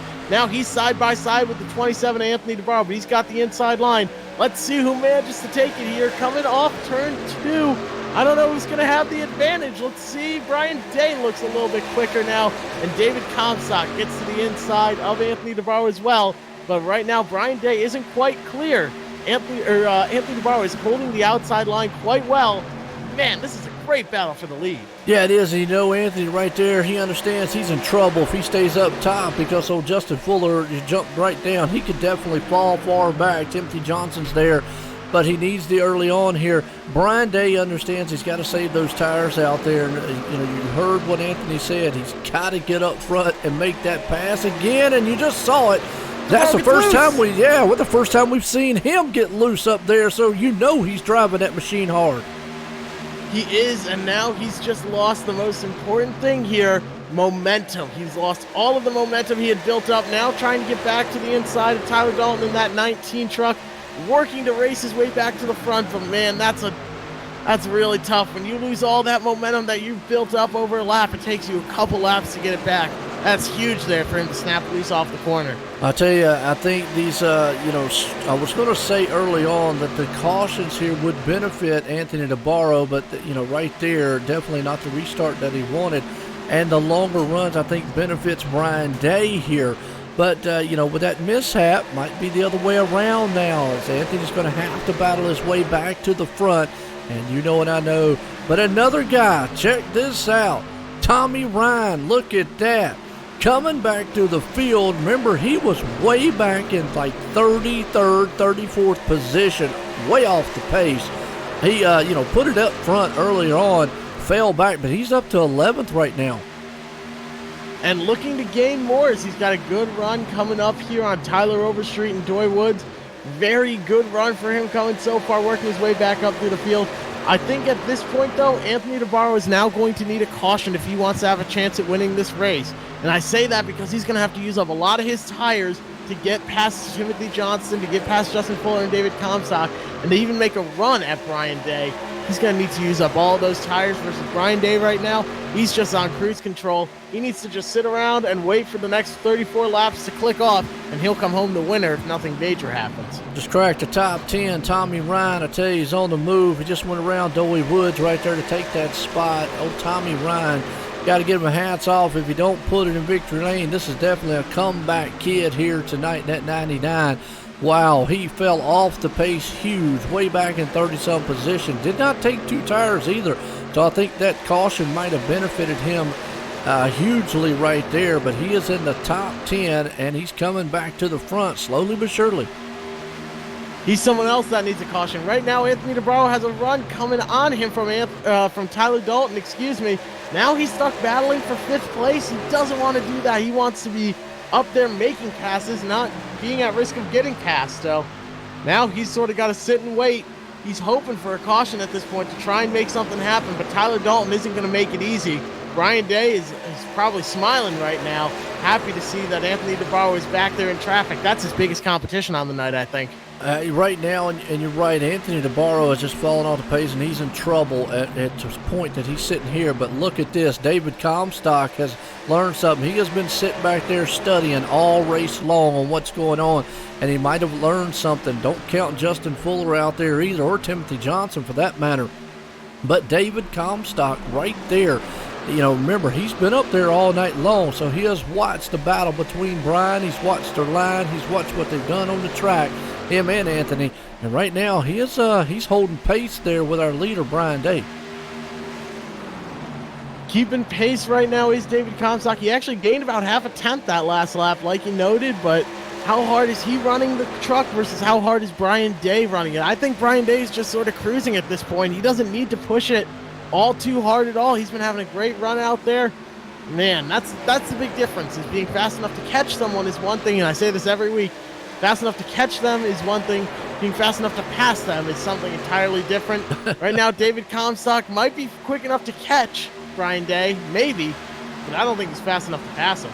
I tell you, the man I'm really impressed with right now, it's got to be Tommy Ryan. He just went around Nick Silver for the 9th place spot. He is picking them up, putting them down right now, one by one. If he keeps this up, and if a cautions fly in his favor, Tommy Ryan could be back up to the front here and be a favorite to win this thing if he keeps doing what he's doing. This is exactly what you got to do on a track like this where everybody's running kind of, even and nose to tail. Take him out one by one and then hope maybe the cautions flies. He's going around old Tyler Overstreet to take the 8th place spot. Line him up and knock him down. That's the strategy for Tommy Ryan. He's worked his way up to 9th now. Tyler Overstreet is next on his to-get list. He's actually to the inside of Tyler Overstreet. Managed to get right up there. Cruises his way right around. He's going to need fresh tires towards the end of this race. I think he's hoping that there's a caution in the next 28 laps, though. Get those 4 fresh tires and be back out there awfully strong. But even still, on those older tires, the same as everyone else, Tommy Ryan is awfully quick. The next person up to take down, Ryan Howard, followed by Tyler Dalton and Anthony DeBarro, who sort of stalled out in 5th place. Can't really gain on Timothy Johnson, it seems. You know what? And I think that we talk about Anthony DeBarro, a caution benefiting him so much, and I think it would, but I think it would hugely benefit Tommy Ryan at the pace he's putting down. He got 4 tires on that thing. he probably could get back up front. A scenario that would play perfect in his favor here, Jeff, is if he was to right now get a caution, get 4 tires, take about another 3 or 4 positions off and get another quick caution, he could be right there on the back end of Brian Day at the end of it. That right there would be the perfect scenario to line it up. We'll have to see how it plays out. Right now it looks like a long green flag. I mean, I'd love for it to go green the entire way out here. And I know Brian Day at this moment would love to see it go green. He certainly would. Just 26 laps remaining in this event. We spent most of it under green, just a few caution flags to get these guys some fresh tires. But right now, Brian Day leading the way, sort of just staying about 2 to 3 tenths ahead of David Comstock. I don't know if that's by David Comstock's choice or Brian Day's choice. Brian doesn't want to pull too far ahead maybe. But man, a fantastic run for that 60 truck out there, doing everything he needs to do, hitting all his marks to lead almost every lap this race. The only other person to lead anything, Anthony DeBarro, who's now back in 5th place. Tommy Ryan working his way up, though, gaining on Ryan Howard in that 33 machine. He's going to do everything he can to get around him and make a run on Tyler Dalton as well. I think we could see a top 5 finish for that Tommy Ryan machine. Absolutely. Got a good battle back here. 17th, 18th place spot. Joey Katina and Robert Harley right there. I like the paint job old Robert's got, but Joey almost went up into the door there. Got a little loose. I got the Pink Panther machine there, Robert. So nice looking paint scheme. And that's something we always look at too here. Got some nice looking paint schemes. I love showing off the paints, the sponsors.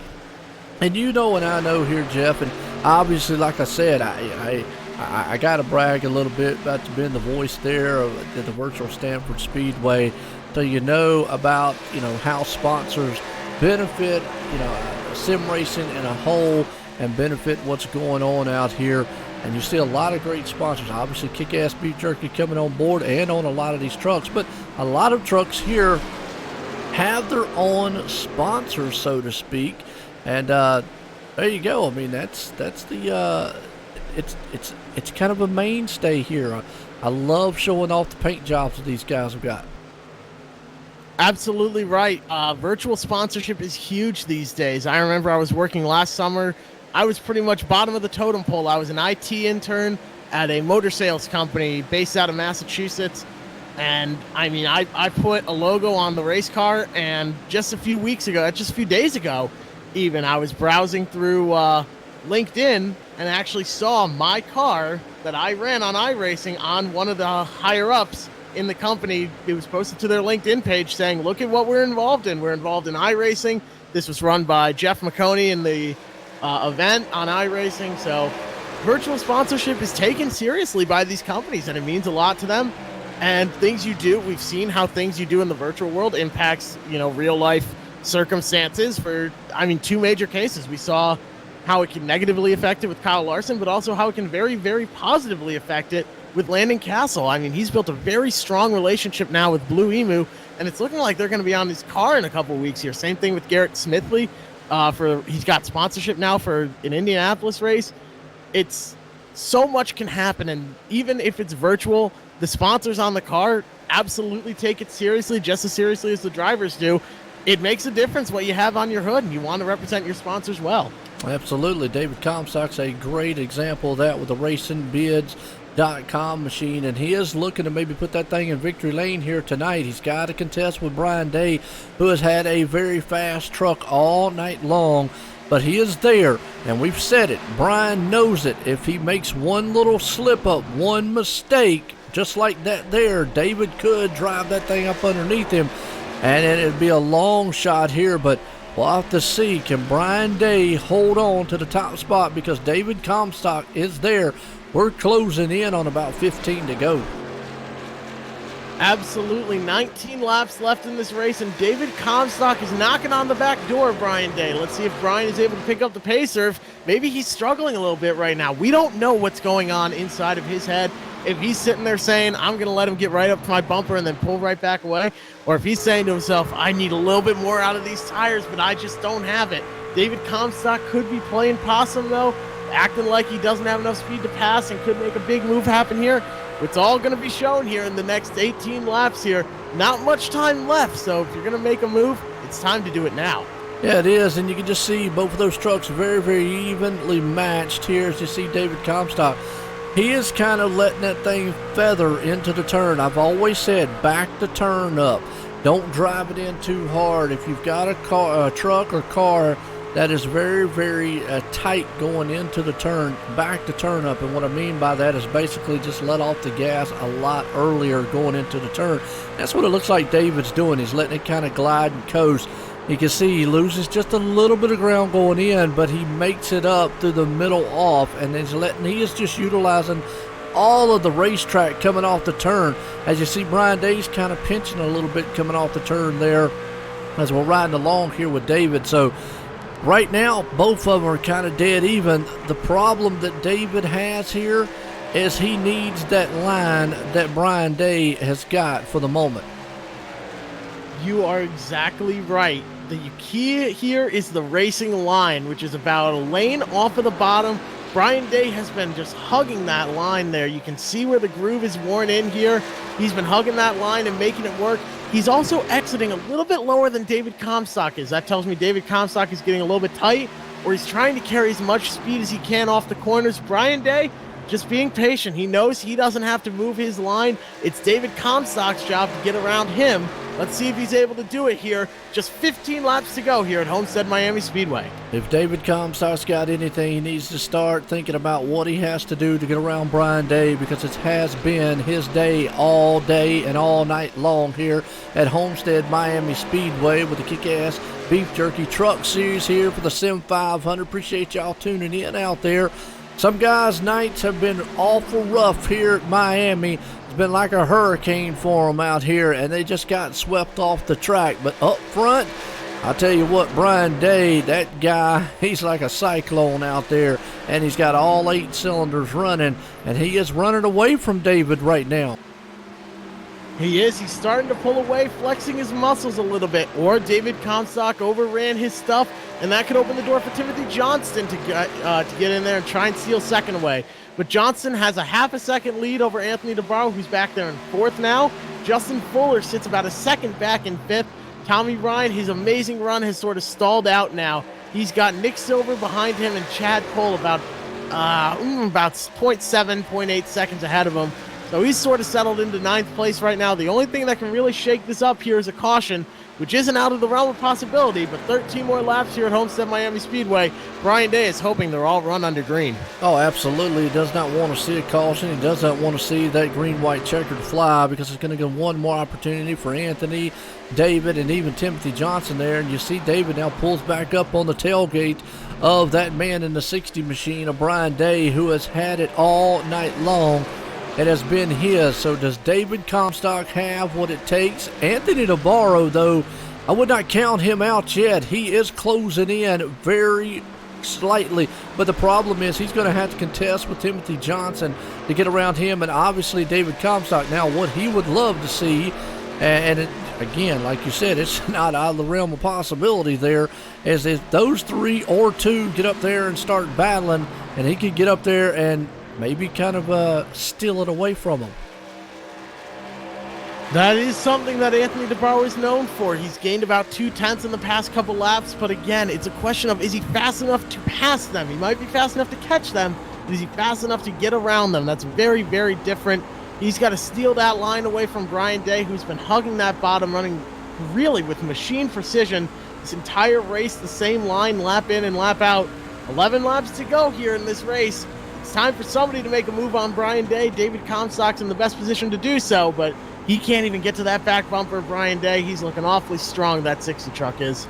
Yeah, it is, and right now it is definitely, you see, though, Anthony DeBarro has pulled up there on the back tailgate of Timothy Johnson, so a battle for 3rd and 4th, a battle for the lead is about to pursue here as the closing laps come in at Homestead Miami. Like we've got about, 9 to go here. Can Brian Day hold off David Comstock? Can Timothy Johnson hold off Anthony DeBarro? I tell you, it's going to be a who's who up front. It definitely is, and they're looking for a top 3 finishing spot. That's what everyone's going for. They get the chance to represent their sponsors and talk to us up here in the booth. So we'll see if Anthony DeBarro is able to get something going here on Timothy Johnson. Ryan Howard now falls into 5th in line. There is still the chance for a caution. Don't forget about that. So everyone trying to gain every position they possibly can here. They're going to come down and take 4 fresh tires if there is a caution. Right now, they're about a 1.5 seconds off their qualifying pace, which is running the same setup and everything. So about a 1.5 seconds off the pace here from when they started on these older tires. Let's see who's got enough of them saved, though, in just 8 more laps around Homestead Miami Speedway. That is 12 miles to go. Well, I tell you what, you've got a battle going on back here around and about the 6th, 7th, 8th place spot. Justin Fuller's falling off the pace. Chad Cole right there. Now they all get nose to tail, but still Ryan Howard there. That truck is kind of going up the track, but they were all 4 of those machines were side by side for the moment the last couple laps, and Anthony DeBarro has made it around Timothy Johnson. Here he comes. Here comes Anthony DeBarro indeed. Now the next big move is to get around David Comstock. That's a tall order because David is not going to want to give up 2nd place. He's going to fight tooth and nail for it. Even if it means he's not going to win the race, he's got 7 more laps here. Lap traffic now could play an effect here. We'll see if he gets used as a pick or anything like that, but Brian Day just needs to keep doing what he's been doing this whole race. Run the same line with the same precision he's been having this whole time. It's a little bit high right there, a little bit tight. Might open the door for Comstock, but carrying more speed off the corner is going to be Brian Day. He's doing everything he needs to do, but Anthony DeBarro is closing in quick. Well, Brian right now would love to see Anthony get up there and kind of ruffle the feathers a little bit of David Comstock, and that would get him off his back end and just kind of smooth sail on into victory lane here. Anthony is fast. I will give him credit. He has come up through the field. I don't know what he's done. He's flipped a switch, but boy, he is reeling in David Comstock. He has found the line, and I think David knows, and he sees the urgency as time is running out. Laps are winding down here. We're going to have 5 to go at Homestead. Who's it going to be between these 3 drivers? That's the question we're all waiting to see. 5 more laps in this event. Comstock gets right up to that back bumper, but cannot make any contact with it. Can't push Brian Day up out of the way or anything of the sort. Anthony DeBarro now is just a couple of truck lengths away from Comstock. That's going to be the death sentence for the 42 as if he gets passed by the 27. Now is the time to make a move and get around the 60 truck, but he just doesn't have enough speed, it looks like right now, doing everything he can.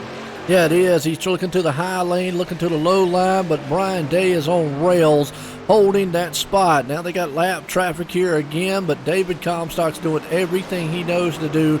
Looks like Anthony DeBarro's kind of just settled in, not being able to reel him in like he is, or maybe just sitting there waiting to see what happens between those top 2 guys.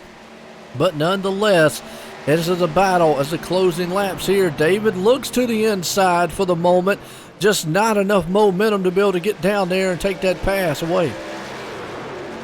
Coming to 3 laps to go in this event, David Comstock now going to start making bigger and gutsier moves. He needs to get around Brian Day before Anthony DeBarro gets to him, but I'm not so sure that's going to happen. Brian Day dives it to the bottom, needs to get around this lap car. Could really hurt his corner exit. That 54 truck up on top is going to check up David Comstock, who has to avoid him. Man, that was probably the worst place that he could possibly be. Not his own fault or anything. Nobody's really at fault there. That lap car still out there just turning laps, but very unfortunate time and place for that 2nd place. David Comstock loses a little bit of time now. He's a full truck length behind. That opens the door for Anthony DeBarro to try and make a move on the 42 here. 2 laps to go in this race. All night long, it's been Brian Day up front battling. Anthony DeBarro fell off, but boy, he drove it into the turn that time. He looks to the high side. He got momentum coming off the turn. Here comes David Comstock. But I'll tell you what, the battle, this is what Brian Day wants to see. Anthony DeBarro said, I am done. I got to make a move, and he did. He's going to try to take the high line and see if he can make it work. No, boy, I tell you what, he drove that thing hard off the turn. He drives it down to the bottom, tries to make the bottom work, but David Comstock, it's clear once again. That's going to open the door for Brian Day to pull away by another 3 or 4 truck lengths. He's got the advantage now. He doesn't even need to check that rear view mirror. He's got so much space behind him because of Anthony DeBarro making that move on the 42, getting him checked up. That's exactly what he needed. That's going to let him come into turn 3 with not much pressure behind, looking like he's got this win in the bag. Out of turn 4 for the final time. Brian Day's going to do it, but the battle's for second. Drag race. They make contact to the line. Anthony Navarro is going to take second place. David Comstock, I'm going to tell you what, drove it into turn 3 there, Jeff, going in. And when he did, lost all momentum in the world there. And that allowed Anthony Navarro to take that spot away from him. What a finish to this one here at Homestead. What a finish indeed. Anthony Navarro takes the spot by, let's see, that was 36 thousandths of a second, 0.036 seconds. Anthony Navarro takes second place by. What a finish there. Timothy Johnston comes home fourth, Chad Cole in fifth, Ryan Howard in sixth, Justin Fuller seventh, Tyler Dalton in eighth, Nick Silver in ninth, and Tommy Ryan finishing out the comeback of the night to finish in 10th. Ooh, I tell you, he definitely did make the comeback there, like you said, but the battle up front there between those three drivers, outstanding. And I tell you what, Brian Day just says, hey, look, I'm bringing this thing home in pieces. Forget about everything else. The crew just going to have to put this one in the junkyard there. But what a race, what a finish to this one out there, out front. Loved every minute of it. Wow. What a finish to this one. Let's bring up the third place man here, David Comstock, and let's get a word with him. Outside super quick. Okay, cool. David Comstock, it's Jeff up in the booth. You got me? Yeah, I got you. So what more did you need at the end to get around Brian Day there? I have to ask, what more did you need on that run to try and get around the 60 truck? To not have him in front of me. Clean air. That's all it is. You get up within a car or truck length behind somebody and you'll lose the nose. You can't turn in. Even when Brian, he and I were teammates when we run these deals here. So on Wednesday nights, when we're catching those lappers, he was getting that same feel that I had been getting the whole time when I was behind him. I was able to keep pace and every now and then beat him through 1 and 2 as far as getting through the corner for the rotation. And 3 and 4, he had me just waxed. Every time he'd get on the gas, I can just see his truck rotate and I'm plowing the nose. So hats off to him. He did a really good job. Kick-Ass Beef Jerky for sponsoring a series. Appreciate them sponsoring, and we put on a great show tonight. Well, you thanked Kick-Ass Beef Jerky there, and like you said, you put on a great show. Do you have anyone else you want to thank for the run tonight? A solid third place finish? Yeah, I wish I didn't mess up on the last corner there and give DeBarro a second. I was just trying to make sure I got the truck to cut, and he got a huge run, and I tried to do everything I could to slow his momentum off the corner, try to give him a little door down the straightaway to try to slow his momentum. But good racing amongst us top three there, and everyone in the field. Everybody all at Sim500 and the admins for putting on our leagues, and against Kick-Ass Beef Jerky for sponsoring our series here on Wednesday nights. Everybody at Team Name, all my teammates there, and sponsors in the car, racingbiz.com. If you go on to Facebook, we got live auctions that run weekly, primarily Tuesdays and Thursdays. They got real big auctions there of mainly sports memorabilia and racing authentic autographed memorabilia. So check them out on Facebook as well as online at racingbiz.com. Monster Energy, JD Laird, JDR Graphics, and everyone out there watching, you guys broadcasting, thank you. Absolutely. Congratulations on a third place finish here tonight. Your fast week in and week out, but a third place finish here. Congratulations on it. Thanks. Well, I'll tell you what, like I said, man, the man's got racing biz, and it was all business there, but at the line with the drag race, just coming up a little bit short to this man right here. I call him the silver bullet, Anthony Navarro. We'll bring him up here. Let's get a word with him. Mr. Navarro, it's Jeff up in the booth. You got me? Yeah, how you doing? I'm doing well, but probably not as well as you. You fell back there. You got a little bit loose on corner exit. You slid all the way back to 5th or 6th. What happened there in the last 20 laps? What switch got flipped for you to make a run through the field and come home second? I figured out something driving it easier than them guys, and really just trying to get it on the rear tires, the front end of the slide, and I couldn't believe it myself. I was making time. I'm like, any moment here, I'm gonna start falling off because I knew I went for that big slide. Like, I'm woulda, coulda, shoulda right now if I didn't slide there and a couple other things. But you got to be lucky in these deals too. And that was a great race. And Brian was in class all night. So congrats to him. Good race with David. That was fun. I couldn't believe I got to the outside of him and made it stick. But man, I'm all pumped up because I like having races like that rather than someone check out. That was a blast, and I hope it was fun for you guys to watch too. Oh, absolutely. It was a blast to watch, a blast to commentate.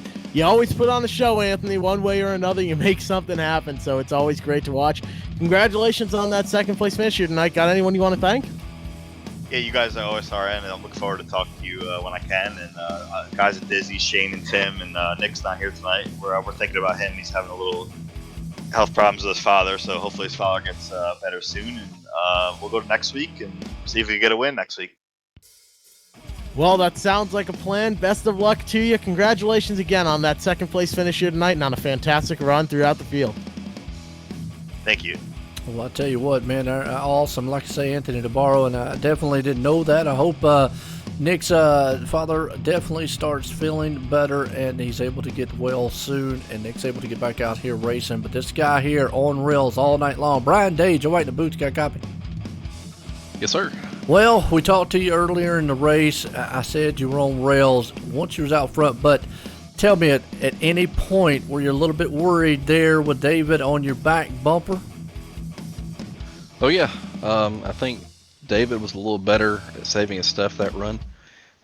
He was definitely better than me getting in the corner. Now in 3 and 4, I could nail the gas and kind of make the truck rotate a little bit and get away from him just by a little bit. But that started to kind of go away with about 5 to go as well. So I was sweating bullets there, trying to just hold the line, make sure I hit my marks, and just try to not let him get a run on me. And luckily it worked out with Anthony back there messing with him. So yeah, I was sweating bullets there for a little bit. Well, you put it in victory lane here tonight. I mean, you were on rails out there. Kind of tell us there towards the end of the race, did you want to give up that inside lane? I mean, obviously it looked like that was the best place to be. Yeah, I definitely wanted to keep the inside line. And, David and I are good friends, and if he would have got to the inside of me, I wouldn't have fought him too hard because, I didn't want to get us both wrecked and pinch him down. And, he deserved to win that race too. And so did Anthony. Anthony ran a great race too. So, yeah, definitely didn't want to give up the inside. That was a place to be for sure. Oh, absolutely. Well, I mean, you guys out there had a tremendous battle the last several laps, but you did everything you could. You were definitely calm, cool, and collective, and it showed on the racetrack here tonight for the Kick-Ass Beef Jerky Truck Series here for the Sim500 at Homestead. You put it in victory lane. Got anybody you want to shout out? Well, all the guys on Team Bubba, Chad Coleman, David Comstock, Daniel Falkingham, Richard Beasley. They all had a good run tonight, it seemed like. I think Richard had some bad luck. I think Chad might have too. But those guys, and then the company I work for, Pinnacle Solutions, they've been on the truck, and they're starting to kind of follow the sim racing stuff as well throughout some of the things I'm doing. So just give them a shout out. And Sim500, this is a great league to run in week in and week out. There's good racing. And thankful for you guys too to broadcast the great racing we have here. And that's about it. We'll try to see if we can go win the next one. Hey, no doubt. You definitely, like you said, put that Pinnacle truck in there, and I know they're going to appreciate you being the shout out and put it in victory lane. So go celebrate again. Congratulations on that win tonight there, Brian. Thanks, Joe. Appreciate y'all. All right, there we go. I'll tell you what, let's look at the results order here tonight. I mean, Jeff, it was a wild one here as we look at the rundown. Brian Day puts it in victory lane. Anthony DeBarro comes home in second. David Comstock the third. Timothy Johnson ends up there in fourth. Chad Cole into the fifth place spot. Ryan Howard sixth. Justin Fuller up to seventh. Tyler Dalton there in eighth. Nick Silver to ninth. Like we just said, Tommy Ryan rounds the top 10s. Look through it here. Well, you had some guys that definitely had some good nights. Some not so much. But what a finish to this one, and what a wild one here at Homestead. Absolutely right, and this race consisted of my 4 favorite words for this series: long green flag runs. It was awesome to see throughout the night and made these guys have to take care of their equipment, take care of their tires. Very cool to see. I couldn't be happier with how this race turned out. Tommy Ryan had a great comeback through the field. That was awesome to watch. But Brian Day, someone we don't get to talk about too much here, had himself a great night. Held off Anthony DeBarro, held off David Comstock, and came home with the win here 115 laps later. Absolutely, and I tell you what, it was a wild one here at Homestead from the start to the finish, but long green flag runs. Few cautions here and there, but some great side-by-side nose-to-tail racing, and Brian Day bringing it home here tonight for the Kick-Ass Beef Jerky Truck Series. Well, we're going to leave here tonight at Homestead. It was a good race there for myself, Jeff, and everybody here at the Sim500. Hope you enjoyed it. Everyone, have a good night.